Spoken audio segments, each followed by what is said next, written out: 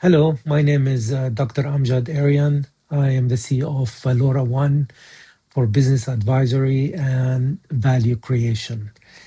Today, I would like to share with you something new I learned about something I studied in college. I'm an advanced leadership fellow at Harvard Business School.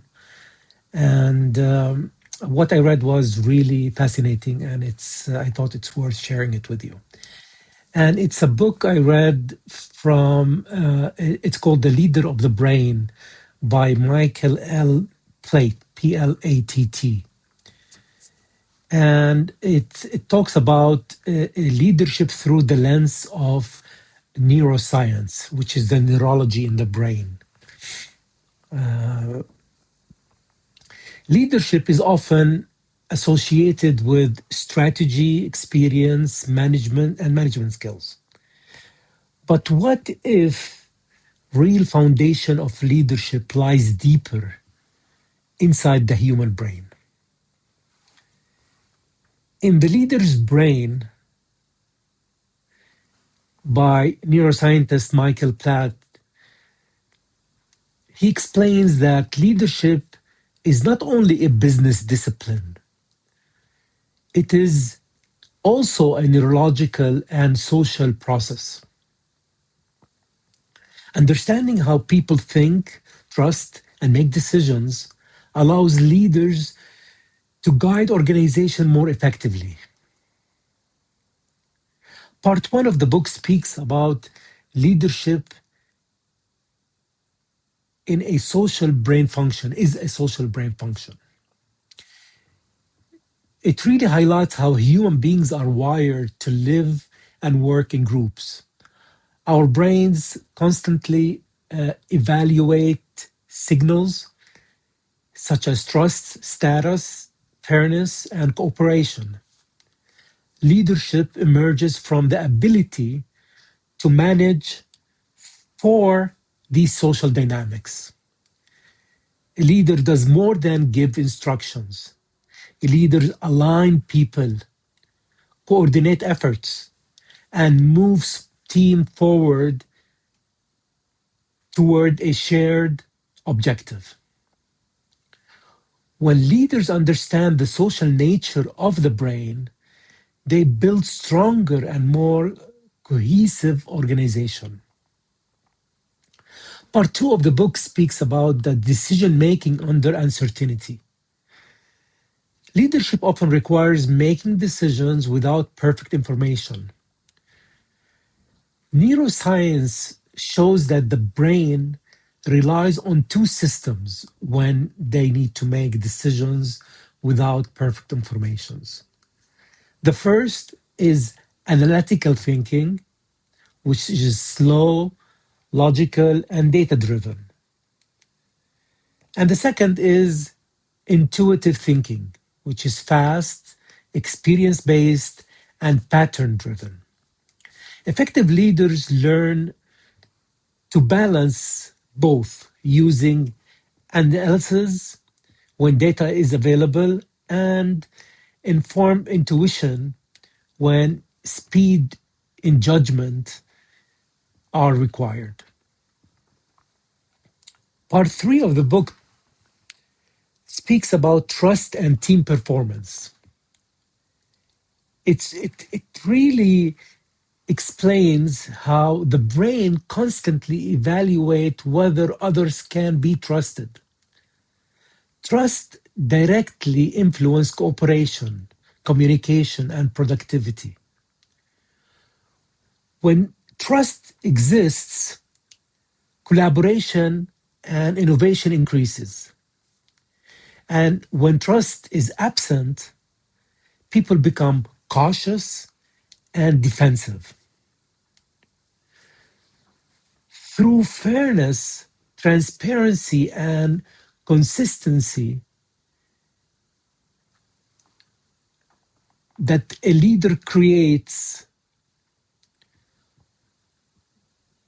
can affect the psychology and safety that allows the entire team and the performance at its best. Number four is emotional intelligence, which we hear about a lot in the business world. Emotion spreads quickly within groups. A leader emotional state often shows that emotional climate of the organization.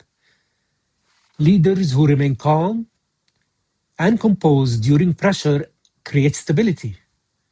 Those who react impulsively and can spread uncertainty.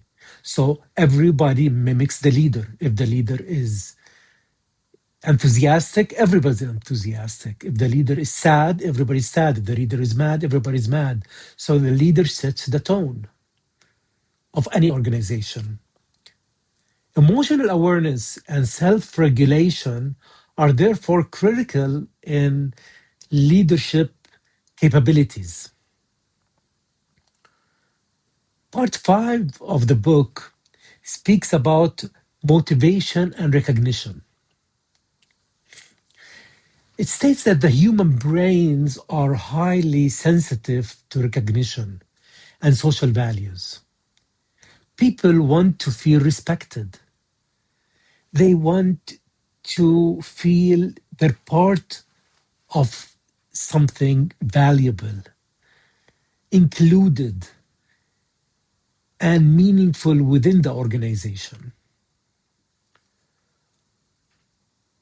Compensation matters, but purpose, recognition, and contributions are powerful motivators that drives engagement and performance. Part 6 is the cognitive diversity.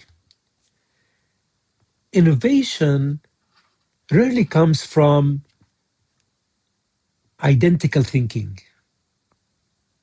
Teams with diverse prospects or from drive perspectives activate broader cognitive network, leading to strong ideas, better problem solving, and better performance.